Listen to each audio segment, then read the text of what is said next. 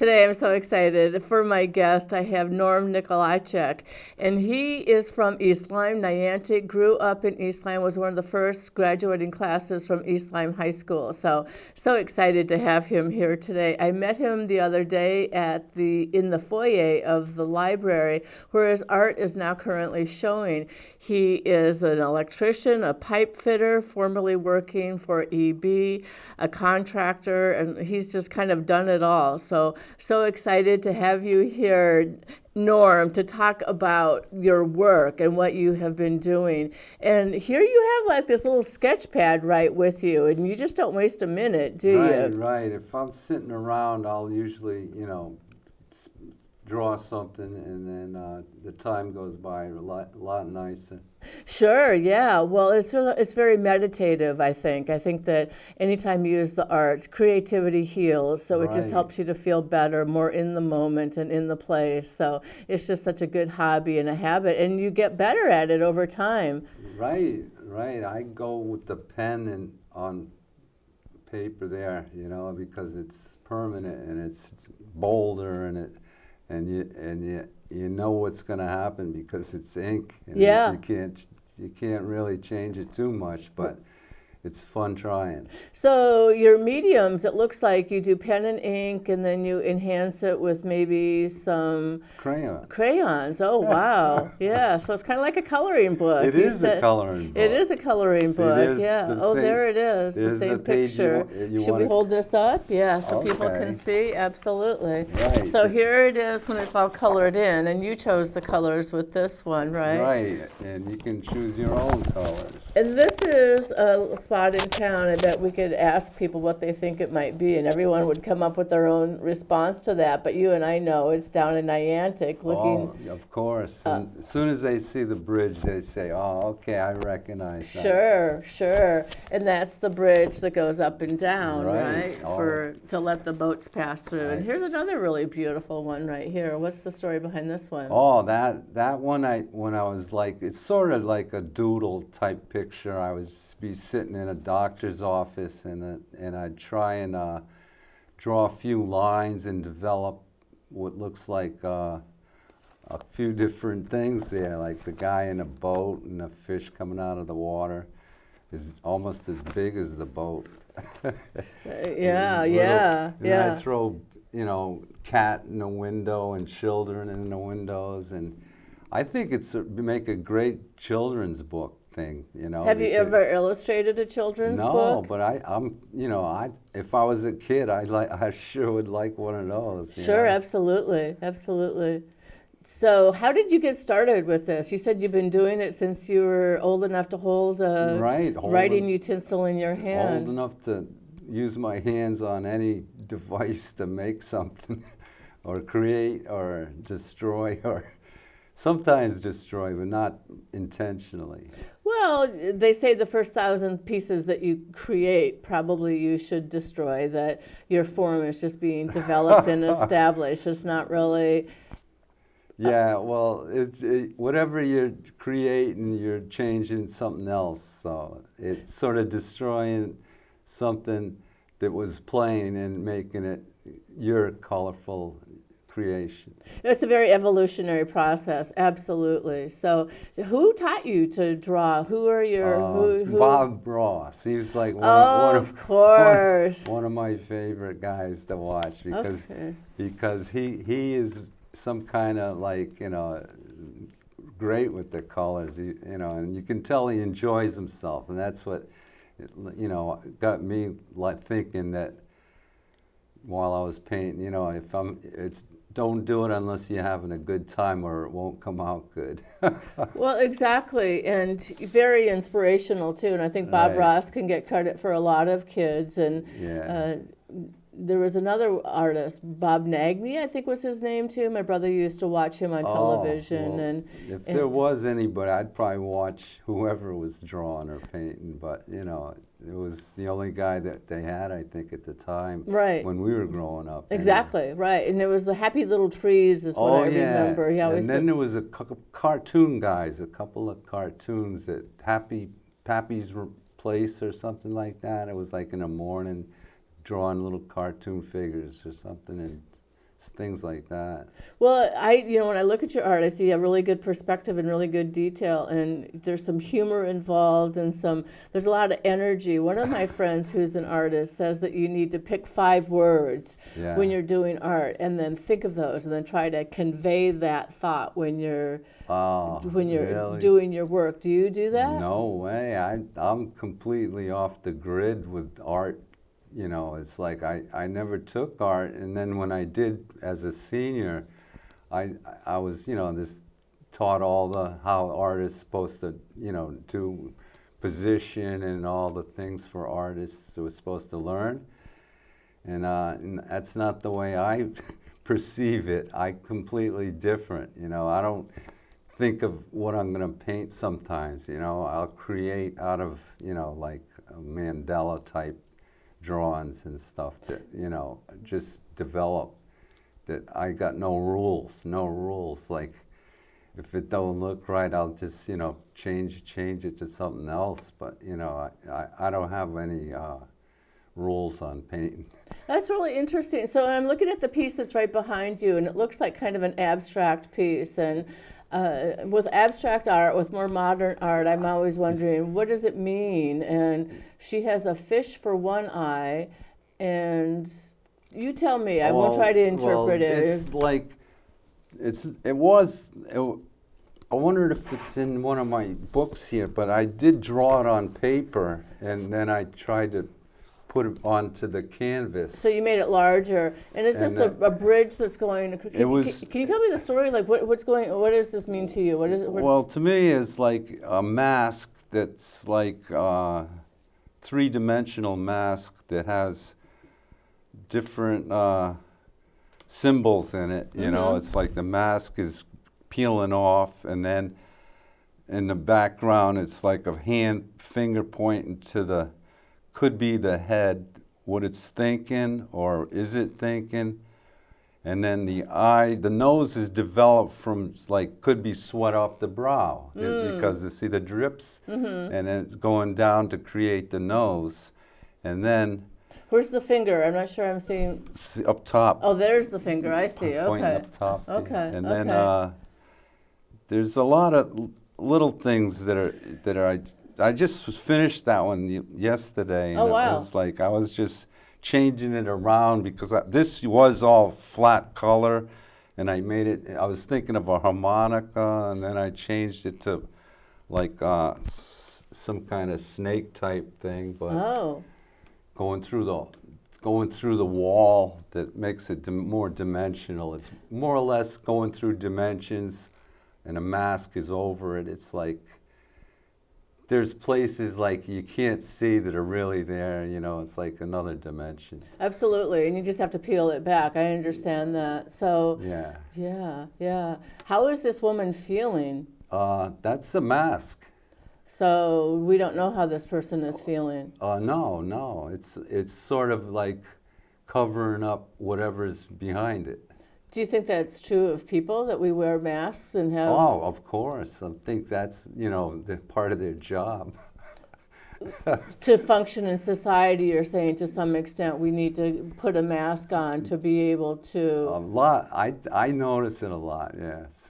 Okay, interesting. And you say that's a harmonica, but to me it almost looks like a bridge. But then you said it also is like a bit of a snake or something. The way it ends up at the end, I couldn't decide whether to keep it going. Like it changed from tunnels to shorter tubes, and then into no tubes, and then it's like it give up on itself. Okay. It developed and then fell loose, but it still had enough energy to go through that other dimension. So you're almost like in a different state of mind or physical being when you're creating your art. Is what I'm sensing from you when we have this conversation. I do, like when I do stretches or something, like meditate a little, and then I get a few good glimpses of some heavy-duty dimensions in pictures. I try to put it on paper, but it's so dimensional that you can't. It's like floating in the middle of a pond and drawing all the things around you while you're floating there. It's like things in back of you. under you and above you. It's, you know, trying to draw that type of dimension.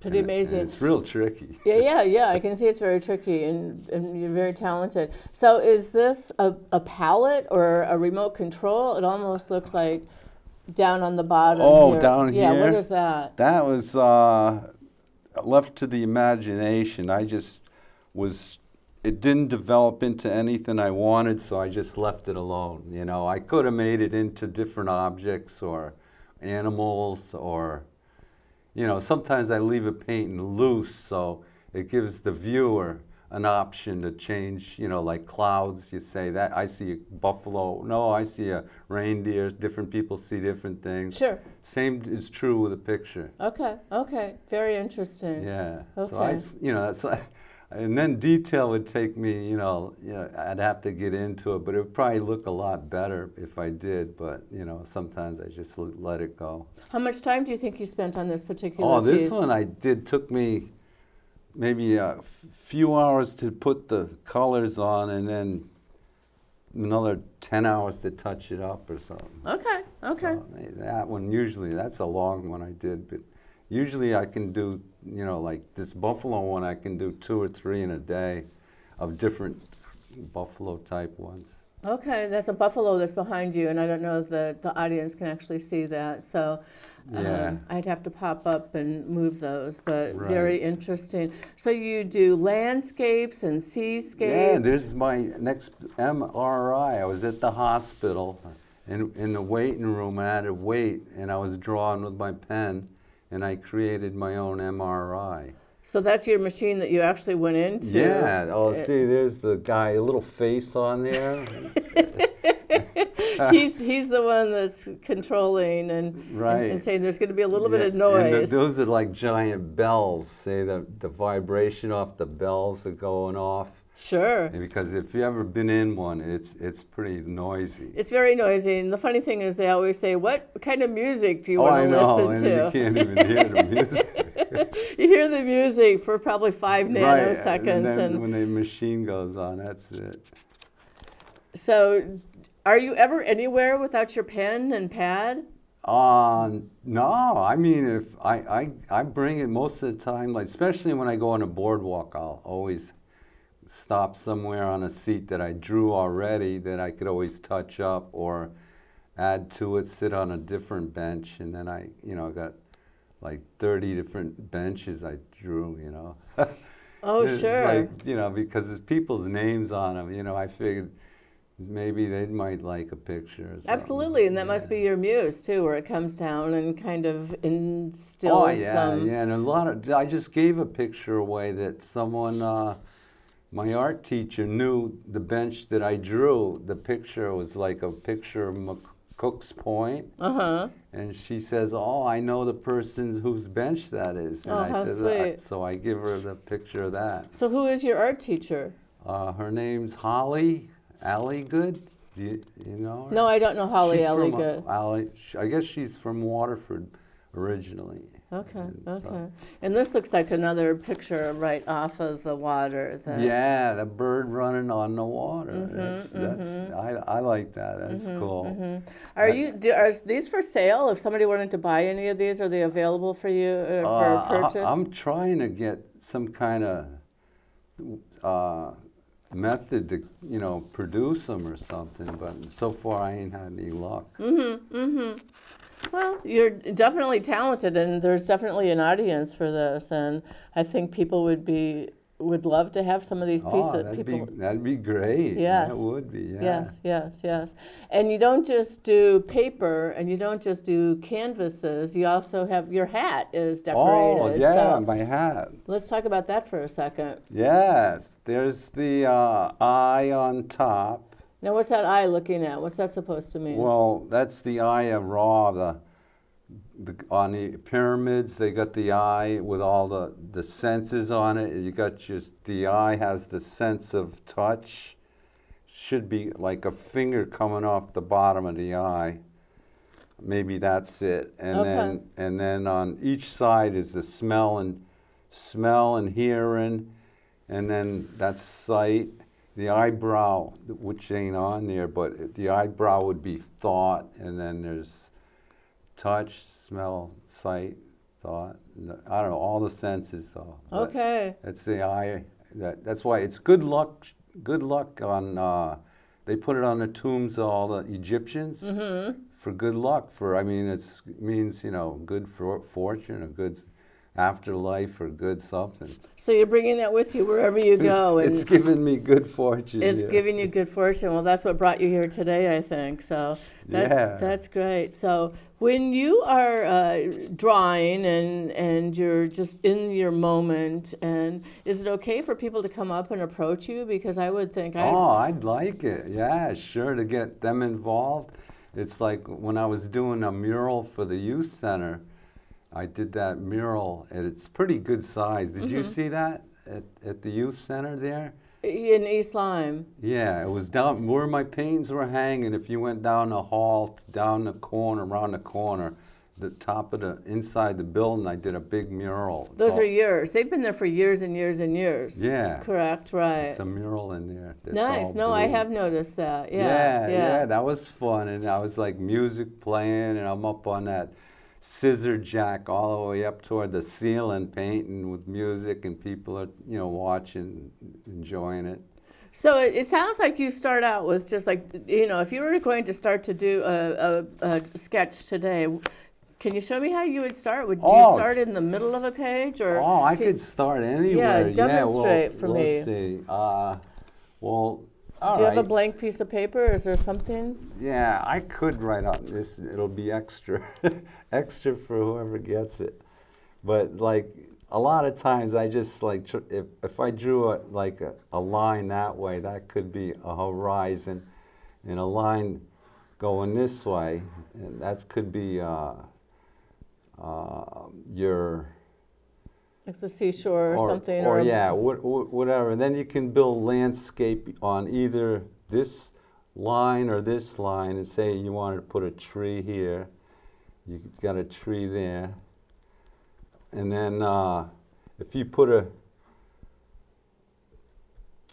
another line here, you could put an ocean here with a sun coming up here, and then this could be the water.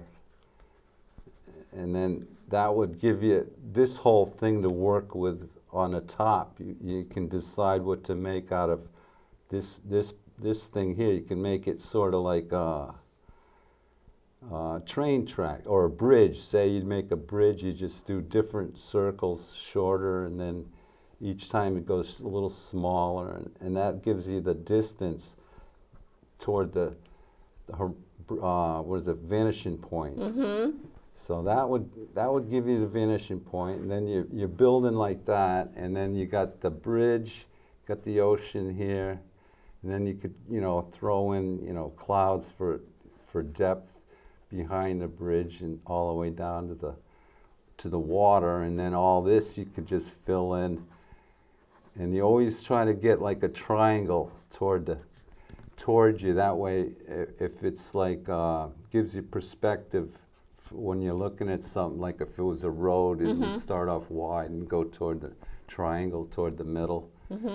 So it depends on your perspective. There's all kinds of ways to develop it, and then you could use negative space to, which I do. I do a lot of negative space. I see that, yeah. I'll take a spot and then make it into a negative spot. But basically, and then you could like use up all your bottom, and then you could still throw another horizon back here with mountains and stuff, and it's like keep building, and then you think you got a horizon here and you got a horizon over here, with trees and stuff. And when you look at it, you see the bridge on this horizon, and you can't really decide which one's further apart than the first one here, and it's sort of like an illusion, which I like tricking the mind because it's being tricked anyway. Do you have hidden things in your pictures? Oh, of course. A lot of my pictures, if it looks like something like a cat or a mouse, I'll just sort of for the fun of it, draw them into the picture. Nice. But yeah, the more.